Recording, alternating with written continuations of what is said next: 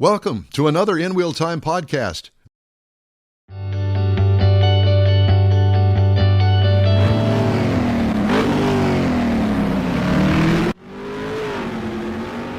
All right, time now for this hour's car review. Mr. Mars has the Infiniti QX80 to talk about. The big Infiniti QX80. Now, this is the 2025 Infiniti QX80 Autograph trim level, all-wheel drive. Now, there are 4 different trim levels, starting with the Pure, the Luxe, the Sensory, and the Autograph. So we had, so we had the top of the line, and it comes with all-wheel drive. That's just the way you're going to get it. Now, the final assembly for this vehicle is in L.A., so it's actually one of the cars that's put together, assembled in the United States. It's been redesigned for 2025. So this starts the 3rd generation of this particular vehicle. And again, we were talking about the Autograph, all-wheel drive. Comes with a standard 7-passenger.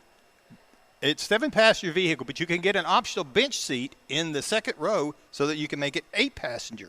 It's considered a standard SUV, but to me, this is a very large, full-size SUV, but your government says it is a standard.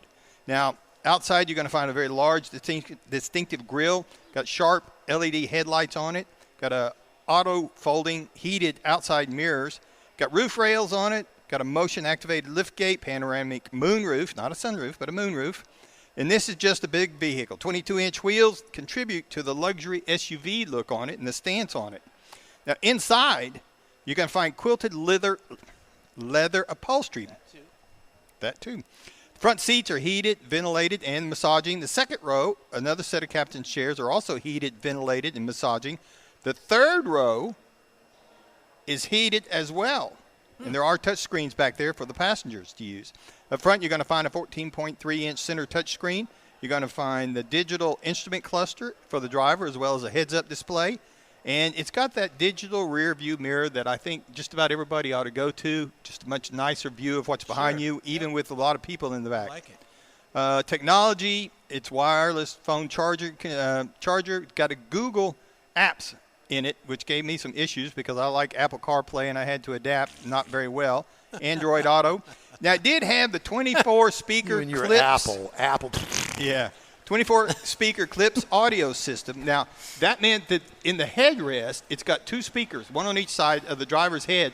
And it's very nice when you're talking on the phone because it puts that phone conversation much easier to hear. But you still ignore them anyway like you do us here on the show. Well, but he's got you blocked. Yeah, you just blocked. The worst part is it's so much bigger to put that in there. It's already a big headrest. It's bigger. If you're trying to look to your side, like we were taught to drive that way, look back. You're can't old. See. Has anybody told you that? Yeah. Not in the last 5 minutes. The other thing I wanted to point out, we had the optional umbrella holder at $355. Yes. Dang. $355. Here, hold this. Yeah. Up under the hood, we had a 3.5-liter V6 twin turbo, which is the only engine that's available. Mm-hmm. Up to, because it's a variable compression on the turbo, it's up to 450 horsepower, 516 pound-feet of torque. Backed by a 9-speed automatic, so this vehicle can tow up to 8,500 pounds. Now, the EPA says in the city you should be looking for 16, highway 19, combined 17. Now, I drove 433.5 miles in this vehicle, got 18.7 overall. I was very happy with that, with the mileage that I put on it. Since it weighs about 10 tons. Absolutely. One thing about the ride and handling, it does have the air ride suspension, so the highway ride is smooth. It's pretty quiet, unless you really hammer that V6, and then you kind of hear a little bit of engine noise. But if you're just driving, easing up to cruise speed, even at I-10 speeds, you're just fine. Around town, it is very quiet. It is easy to drive, but you got to remember it's a big vehicle. So when you go to park this thing, you know you're driving a big vehicle. Ow. Base model price, $82,450. Whoa, but just wait, Nelly. just hold on. Base trim price, $109,900. Base and the trim price? And the as-tested price with a $355 optional umbrella holder is $113,965. Yeah, I don't want the umbrella holder. Pocket change. Take off Pocket $100,000. change. And you know Absolutely. what? They've got people right out there in the driveway here at the Hemi Hideout taking that money right now. They're waiting for it. One of them just fainted. Now, some people may be looking at other things like the Cadillac Escalade that starts at I would too. $88,100. Yeah. The Lincoln Navigator starts at $99,995, which surprised me. Or even the new Jeep Grand Wagoneer that starts at $84,945. So this is the new Infiniti QX80. This is their big SUV, and if you're looking for something in that category, you really ought to look at this one. All right. Thank you, Mr. Mars. The In-Will Time Car Talk Show continues after this quick break. Pro-Am.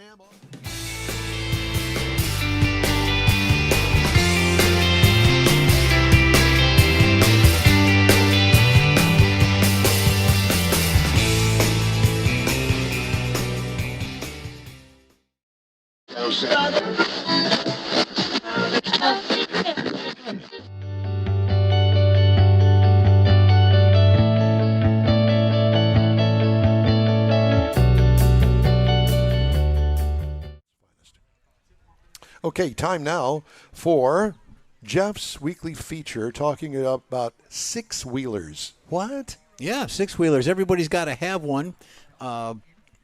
My information on this is golden because six-wheelers, six-wheel drive vehicles, why is it important?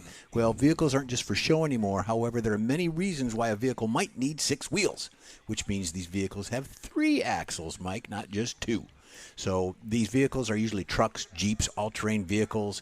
Six-wheel vehicles aren't just for show, like we said. So here we go. For example, drivers who need to transport heavy goods or transverse rough, slippery terrain, 6 wheels will benefit that vehicle. Advantages. Using 6 wheels comes with many pros, including weight distribution, improved traction, and increased stability. Better weight distribution. These 6-wheel vehicles are highly effective, transporting heavy, unwielding cargo standard 2-wheel axles can't do. Because more is better, the weight distribution is more evenly spaced out, reducing the strain on the wheels. Improved traction. Thanks to added weight, the increased number of wheels, you won't have to worry about your vehicle slipping and sliding on the rain-slick road. This is because the extra weight and wheels produce more traction. Because of the enhanced traction, 6-wheel vehicles perform exceptionally well driving in mud, sand, snow, and that off-road area. So, disadvantages? Here we go. There are many reasons why a driver would prefer 6 wheels, one with 4 wheels. 6-wheel vehicles are more difficult to repair, more expensive to maintain. They also are much harder to drive because of the increased weight. Complex and lengthy repairs. When it comes to drawbacks of the 6-wheel drive, most obvious is the one that repairs significantly more complicated, not to mention expensive. 3 pairs of wheels can be difficult to manage because you'll need to track and significantly buy more parts. Disadvantage for that vehicle. In addition, there are significantly more components to your vehicle. You will carry around more tools, spare parts, and your vehicles should be in great shape if you're going to do that. Increased maintenance costs. One of the biggest reasons the 6-wheel vehicles aren't available in all automotive types is that they take up tremendous amounts of space when you repair them and a lot of maintenance. Where do you get something like that fixed? You can just come to my house. We'll fix it up. Vehicle drag and weight, well, we all know it's bigger. Bigger is better. This means that driving a vehicle with 6 wheels can feel slower, clunkier, and sluggish. Heavy vehicles also consume more fuel, so since more power is required to move that big weight, you need more fuel. Wheels are heavy. Same can be said for the chassis. It's designed to accommodate 3 pairs of wheels. So there you go. That's why you need one. I think I saw like 2 in the past year, actually on the road. They're pretty. Okay. Only in the owner's eyes. Yeah. Time now for this hour's.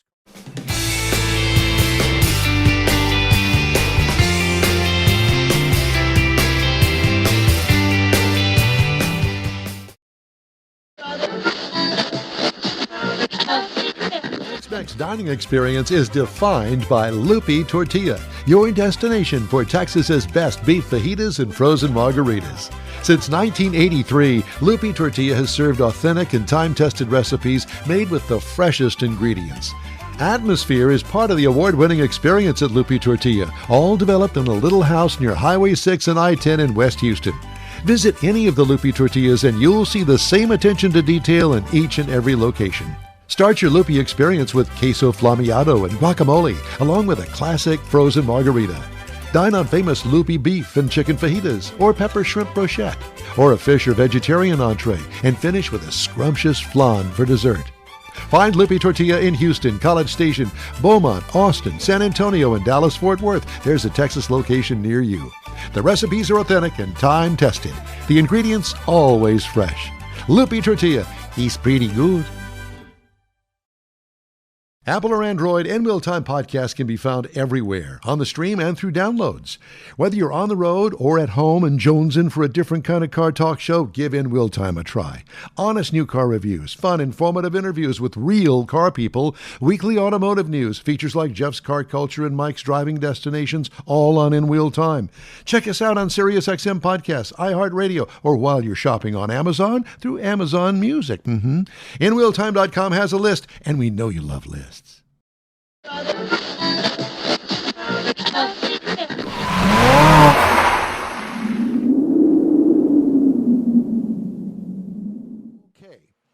time now for this hour's car review.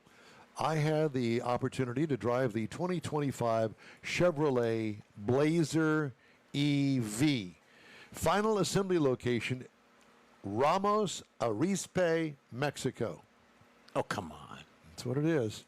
It comes in 3 trim levels, LT, RS, and SS. I had the SS all-wheel drive. This is a small, or what is considered a small SUV. The wheelbase on it is like a limousine.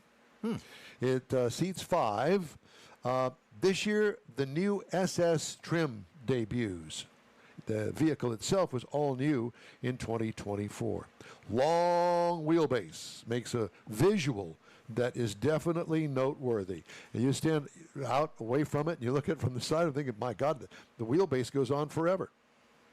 To me, this is one of the sharpest looking designs in the EV class overall. Sculpted sides, complex modern grille without a blank grille panel in it. I can't stand that. Yeah, Why did they do that on like those electric vehicles? It's kind of like, oh, well, we don't know what to do with it, so we'll just put a blank panel in it. Because there's no radiator. Yeah, okay. Fastback, sloping roof line with integrated sunshade over the rear glass. What I liked about it, the big wheel well filling the wheel wells with tires, and it looks good. What could use improvement? Nothing. High marks for exterior design. On the inside, interior highlights include 17-inch huge infotainment screen that melds behind the instrument cluster screen. Works well. It looks good. Operating system is excellent and is easy to understand and operate. Comfortable seating with nice materials throughout. Love the shifter stalk on the column. It removes the bulky shifter down on the console to leave room for your cell phone charger, cup holders, the stuff that you really need. How often do you use the shifter? I like the stock that they've come up with. It works well. You've got the same one in your Buick. Yep. Cargo room, plenty behind the second row seats. What I liked, overall, great user-friendly design, great family vehicle. What could use improvement? It should come with its own trophy. Engine, well, it's all electric. It's rated at 615 horsepower. That's a lot, my friends. 650 pound-feet of torque. It is obviously electric, so electric motors, direct drive. Miles per gallon, if you want to drill it down to that. They claim 92 in the city and a highway of 77 for a combined of 85 miles per gallon E, which is electric. I got 2.7 miles per kilowatt hour, and I didn't do the math because I don't know how to do it. Okay. It's over 238.7 miles. What, Mars? I said, no, I don't. That's so why? So if they're going to drill it down and give me a figure that I can understand, 92 miles per gallon in the city, E, and 77 highway for a combined of 85, why can't they put that on the window sticker and say, here, this is it? No. Instead, it's 2.7 miles per kilowatt hour. You do the math. I don't know how to do the math. No, not for that. 238.7 miles I drove it. Plenty of power. What could use improvement? I don't know. Nothing. Ride and handling. Rode great, like a great big limo, and it was heavy. The weight, 5,730 pounds, and it felt like it. It felt like a big, heavy limousine. But you know what? It only takes a few drives, and that goes out of your mind. Yeah. You don't really think about more it. than a NASCAR car. Pretty much. Yes. Base trim price, $60,600. Now keep that in mind. Yeah. $60,600. Price is tested $64,180. You can get in one of these, not the SS model, for $44,600. I would definitely, if you're in for an EV, I would definitely check this out. It still have the $7,500 tax credit. Not going to be lasting much longer. And, of course, you know, the GM is about to pass on those tariffs, at least in some form, so keep that in mind. Now, competitors. The Ford Mustang Mach-E starts at $37,995. Okay. The GT model, which you would compare this one that I drove. Remember, I told you that it's 66. The GT model on the Ford is $56,490. As a matter of fact, let's just do it that way. The Tesla Model Y compares favorably to it. The performance model of the Tesla Model Y is $52,880. And the Hyundai Ioniq 5 XRT, which is their performance model, $57,100. So it's right in there with those. So if you're looking it's on the high end, but still in there, Yeah. Well, for an electric car, it fits. Yeah, and with the review that you just gave it, and it's a sharp-looking vehicle, yeah, you could get all that money. I tell you, man, I really liked it. I don't think I rode in that one, but we did see it. Yes, it's a nice car. It is very nice. Hey, if you'd like to get in touch with us, send us an email. The address here is info@inwheeltime.com. We'll be back right after.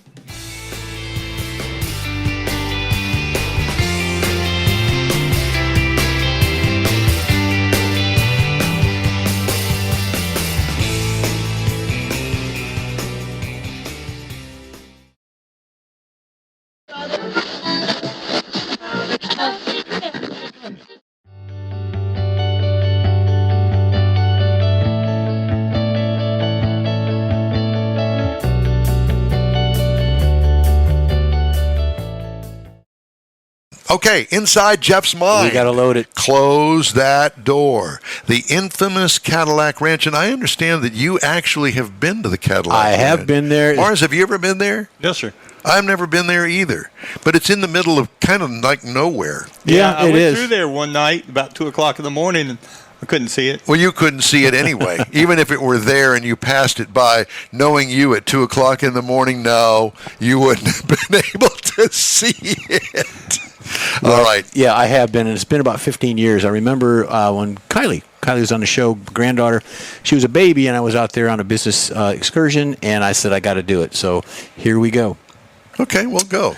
When stepping foot on the field, because it is in a field, you're more likely to hear a mixture of languages from French to German to British English being spoken, and it probably has the most diverse languages than the UN. So grab a spray can, get some paint, rollers, or whatever you want, grab your camera, and let's go to the Cadillac Ranch. The story behind the art is this. A unique piece of art is the brainchild of an American artist, billionaire Stanley Marsh III. He was determined to create a baffling piece of public art that would shake the locals up. So he enlisted the help of his San Francisco friends, artists, and hippies, Chip Lord, Hudson Marquez, and Doug Michaels. The trio referred to themselves as the Ant Farm. Go figure. I don't know. The Ant Farm put time in constructing a one-of-a-kind artwork, while Stanley Marsh III decided to assume the position of a silent partner. In 1974, the Ant Farm came up with an eye-catching display of public art known as the Cadillac Ranch. Its purpose? I don't know. To show the evolution of Cadillac tail fins. Imagine that. 10 Cadillacs, starting with a 1949 Club sedan and ending with a 1963 Sedan DeVille, were driven to one of Stanley Marsh's fields and placed nose down, facing west, in a straight line. Over the years, Cadillac Ranch has become a ritual site for passing travelers like I was and Mike was. Today, the Cadillacs can still be seen nose down in the ground. As the years have passed, the old cars are now stripped of their original finishes and plastered with paint, which I did, and the exciting tourists eager to make their mark on the worn-down pieces of art. Despite the art being an open field, some of the Cadillac Ranch experience is very personal. Travelers near and far venture to view the public art. So get out there. If you're in the Amarillo area, go out and see it. It's about a quarter-mile walk from the road to the actual site itself. I painted it. I put my granddaughter's name on there. I'd stop at Walmart a few miles away, grab paint, all that good stuff. So the Cadillac Ranch was originally located in a wheat field, but in 1997 they moved it to this location, and they get people. Oh, I didn't know that. They moved it. They moved it because of That's why I couldn't see the it. expansion of the city that they were in would have taken over that area. So, All right. that's it. Very good. Excellent story. I've got to get Thank this you, going. sir.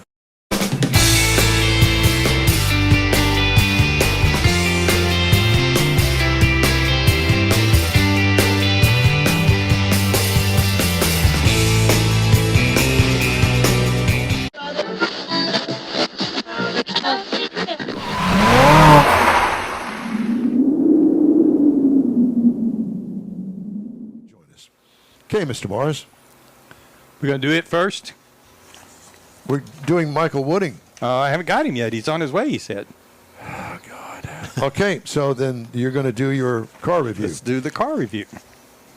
Now, we're talking about the 2025 Volvo EX40 twin-motor Ultra all-wheel drive. Now, this vehicle, the final assembly point, is in Ghent, G-H-E-N-T, Belgium, which kind of surprised me. And the reality of it is, this is new for 2025, but it's all based on the last year's XC40. So they took the XC40, they kind of rebuilt it and turned it into the EX40. Now, it's got parts, well, we're not even going into that. So it's got available trim levels. There's actually 3 trims, but you could kind of look at it 6 because there's the Core, the Plus, and the Ultra, but each one can have a single motor or a twin motor. So you can actually get 6 different variants of this vehicle. Seats 5 people. It's got a new battery, so it charges a little faster. And I read something on Edmunds that it actually charges 10% faster. So it's a few minutes. It was kind of weird to me that they would even talk about it being that. But anyway. Would you like to start this car review over? No, I'm trying to stick to the facts and not what I'm thinking. So it's got a lot of things on the outside of it. It's got pixel headlight technology, which, if you're not familiar with that, they actually have little cameras in the headlights that reads what the lighting is on the outside, cars coming at you and things like that, and it adjusts the brightness of your headlights accordingly. Yeah. Where there's no headlights or anything out there, it gets brighter. Yeah, mine does that. Does it? Mm-hmm. Well, is it called pixel technology? That's the first I'd heard of it. But anyway. Headlights, that's what we call them. It's got the LED fog lights. It's got the power side mirrors. It's got a power sunroof, power liftgate. Rolls on the optional, well, they're actually standard on the Ultra trim level, the 20-inch alloy wheels. Now, get into the interior of this thing. It's got the floor tunnel. Most EVs don't have a floor tunnel on them because it's still based on that XC40 from the previous year. So it's still got the tunnel in it. So it kind of takes up some of the feeding foot area room that you would expect to have in an EV. It's got a 12.3-inch digital driver display. You got a nice 9-inch touchscreen center stack, which is very important, and we'll get to that in a moment. Got suede Microtech interior. First row is seated. They're heated and they're cool. The second row is heated.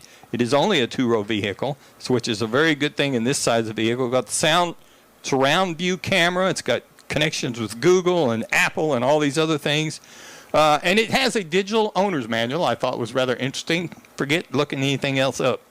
Got the folding second row seat. Got a Harman Kardon premium audio system with 13 speakers, 600-watt subwoofer that is air vented, which is rather unusual.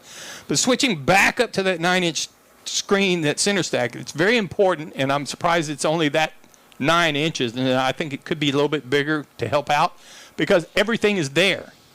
Hold that right there, Jeff. Everybody wants it bigger. Well, I know, but there's across the bottom. It's minimal buttons, but everything is in that touch screen. So, for example, you get into it like a lot of EVs. You put your foot on the brake, put it in gear, it starts, and off you go. Great, love it. That's fine. But now you want to stop. You pull in your driveway and you want to get out. Now you can put it in there, and you can sit there and say, "Get out." Well, it's going to still be running. Or you can go over to the touch screen, and you hit home. And you go to the control panel, and you go into the control panel. That's 2 touches. Then you got to scroll to the bottom because it's not all on the same screen. And you touch it again the 3rd time and says, "I want to turn this vehicle off." Great. You could get out of your car, but when you do, it's still on, and it's very distressing whenever you get out. And the radio is still playing as you walk away. So what you have to do, once you push the again, it says, I want to turn this vehicle off, it's going to come up and ask you, are you sure you want to turn this vehicle off? Wow. And you have to tell it yes. Wow. So you got to touch 4 times to be able to turn the vehicle off before you get out of it. I find that silly. Yeah, very. Whenever everybody else, you could push it 1 time and say, stop, I stopped. Well, the new GM EVs, you don't have to do any of that. You get in with the key in your pocket, put your foot on the brake, and it starts. I will say the other thing. The Volvo is known for their safety. They have this reputation for being a safe vehicle, and perhaps that's why they did it. Just like sometimes you jump in the car, you put it in gear, and you're gone, and you want to call somebody, but you didn't pair your phone. So normally you got to wait until you're stopped. Mm-hmm. Not in this car. 60 miles an hour is when I did it. I'm sure you could probably do it a little faster, but you can pair your phone going down the highway at 60 miles an hour. Not that it's distracting or anything while you're driving, but you can do that in this Volvo. So you can do all these good things to kind of make your life a little bit better. So again, twin electric motors on this vehicle that we had, 402 horsepower equivalent. Transmission is a direct drive. Basically, it's 1 speed. Will be rated for towing 2,000 pounds. Gross weight on this vehicle is 5,840 pounds, amazingly. Wow. Now, the MPG, it says it's rated for 103 in the city, 85 on the highway, combined 94. I still haven't figured out how to convert all that stuff, so I did it a different way. I drove this vehicle 270 miles. I had to charge it twice. Total cost was $33.59 to go 270 miles. Now, I took that same $33.59 and figured gasoline at $2.60 in my truck that gets 18 miles to the gallon, if not better. And I could go 232 miles versus the 270 that I went in the EV without spending 2 hours sitting at the Subaru dealer at 6 o'clock in the morning before he opens charging it. It's pretty easy to get into, and again, you can get in it and go as you need to. Turning it off is not so much. It rides and drives. It's heavy enough that it's absolutely going to ride and drive better. There's no engine noise. Got a little bit of road noise on it, but I mean, it's not anything that's not unacceptable. Turn that Harman Kardon stereo up and you override that. As to the cost of it, now the base trim price on this vehicle would be $53,795. Now, the base model price is $62,045, and we had the base Ultra, I guess you would call it. The $62,045 was the MSRP as tested. Mercedes-Benz equivalent is an EQB, which used to be a GLB, for $53,050. Audi QE Tron for $49,800, and the Genesis GV60 at $52,350. So it's in the same price as all these other guys, but again, you need to kind of be prepared to deal with the controls and the infotainment system that I think is a little too much needy. Too much involvement. Yeah. Yes, it does. Absolutely too much involvement. But otherwise, if you're looking for something like that, you might look at it. Otherwise, it's a nice-looking car. Well, I've got...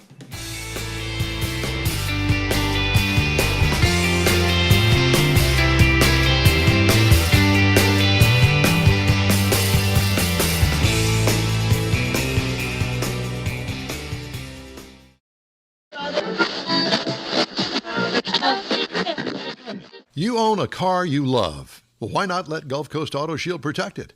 Houstonian John Gray invites you to his state-of-the-art facility to introduce you to his specialist team of auto enthusiasts. We promise you'll be impressed. Whether you're looking to massage your original paint to a like-new appearance, apply a ceramic coating, install a paint protection film, nano-ceramic window tint, or new windshield protection called ExoShield, Gulf Coast Auto Shield is where Houston's car people go. Curbed your wheels? Instead of buying new, why not have them repaired? How about a professionally installed radar detector? Gulf Coast Auto Shield does that too. Get a peek inside the shop and look at the services offered by getting online and heading to gcautoshield.com. Better yet, stop by their facility at 11275 South Sam Houston Tollway, just south of the Southwest Freeway, and get a personal tour. Gulf Coast Auto Shield is your place to go for all things exterior.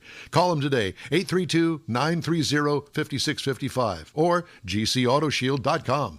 The award-winning In Real Time Car Talk Show now reaches 5.3 million folks each year. Check us out on InRealTime.com, YouTube, Facebook, and podcasts available from your favorite go-to source, including our live broadcast every Saturday, 10 to noon Central Time.